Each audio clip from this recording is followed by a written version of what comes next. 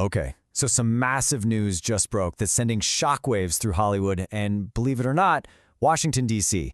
Netflix, yeah, the same company that used to mail us those little red DVD envelopes, is about to buy the legendary studio Warner Bros. And the price tag? Well, it's just astronomical. $83 billion. I mean, just stop and think about that for a second.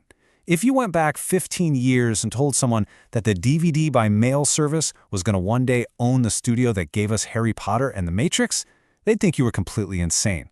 What a journey. But honestly, the money isn't even the wildest part of this whole story.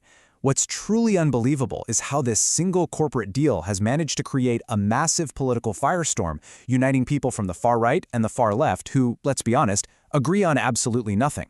So how on earth did that happen? First, let's just wrap our heads around the sheer size of what this deal creates. This isn't just one company buying another. We're talking about a move that could completely rewrite the rules for the entire media world. So what does Netflix get for its $83 billion? Well, the whole shebang, the entire Warner Bros. Library. We're talking everything from classics like Casablanca to Friends to the whole DC Comics universe. They also get HBO and all its streaming stuff, plus all of Warner's production studios. But, and this is a huge catch, they also take on more than $33 billion in debt. Ouch. Put it all together and you get a brand new power structure in streaming. The combined company would have around 400 million subscribers. To put that in perspective, that's literally double its closest rival, Disney+.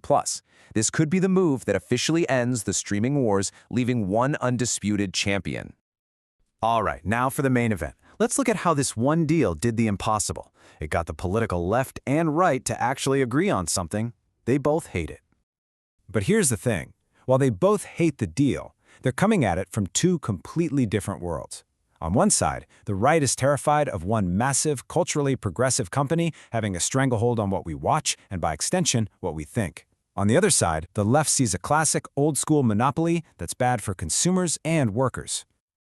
So let's actually break down those arguments and see what some of the key players are saying. Coming from the right, commentators like Jack Posobiec are framing this in purely political terms. The argument goes like this. The Obamas already have a production deal with Netflix, and Susan Rice, a top advisor in the Obama and Biden administrations, sits on Netflix's board. So the fear is that this merger gives a politically connected powerhouse even more ability to push a specific agenda through our entertainment. And that concern gets even deeper. Some have even brought up ideas like a modern-day MKUltra. You know that infamous CIA mind control program? The theory here is that media can use certain tricks, like starting every show with a really traumatic event, to put us in a more suggestive state of mind, making us more open to the ideological messages baked into the scripts. Meanwhile, from the left, you have people like Senator Elizabeth Warren looking at this through a totally different lens. For them, it's not about mind control. It's a textbook antitrust problem. The worry is that you'll have one giant company with so much power it can just jack up prices for you and me, offer us fewer choices, and crush creative workers because, well, where else are they going to go? The political fight is, pretty intense. But inside Hollywood itself, the freakout is less about politics and way more about what many see as a fight for the very soul of movies.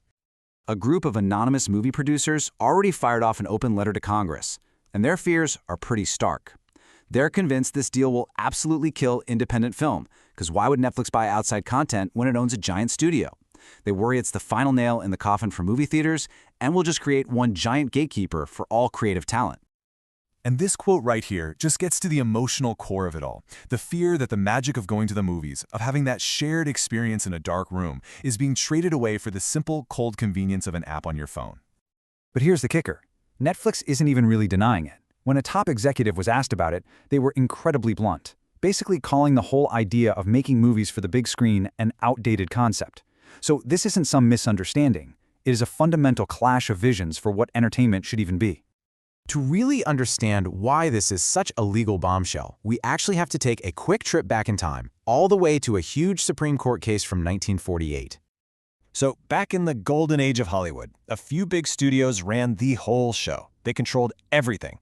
The Supreme Court eventually stepped in with something called the Paramount Decree, which basically said, hey, you can make the movies or you can show the movies in theaters, but you can't do both. This blew up their monopolies and created the film industry we know today. You see, the old system was a completely closed loop. A studio would make a film, distribute the film, and then show that film in theaters that it owned. They controlled the entire pipeline, from script to screen. And what's happening right now? It's a total inversion of that. With this merger, the theater, which is now the streaming service, Netflix, is buying the studio. It creates the exact same kind of top-to-bottom control that the Supreme Court broke up almost 80 years ago, and that is why this is such a huge legal fight. So with all this blowback from all sides, what happens now? Well, it's really important to remember this deal is far from finished. Everybody expects the Department of Justice to give this a very, very tough antitrust review. On top of that, there are rumors that Paramount might be gearing up to make its own competing bid to try and steal Warner Bros. Away. The bottom line is this whole thing is still very much up in the air. Which really leaves us with the billion-dollar question, right?